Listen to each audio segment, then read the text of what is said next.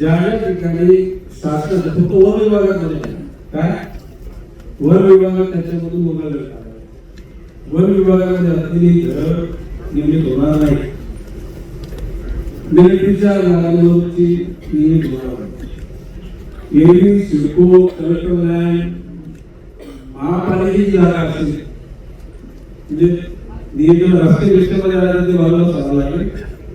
तर आता आपण या मी जे बोलतो ना की 2011 पर्यंतची जी घरं लोकांनी बांधलेली आहेत ती राज्य शासनाने मंत्रिमंडळाच्या समितीने निर्मित करायचे ठरवले 1500 स्क्वेअर फुटापर्यंत, आणि म्हणून याच्यापर्यंत नोटिसा तुम्हाला देण्याच्या भानगडीत पडू नका।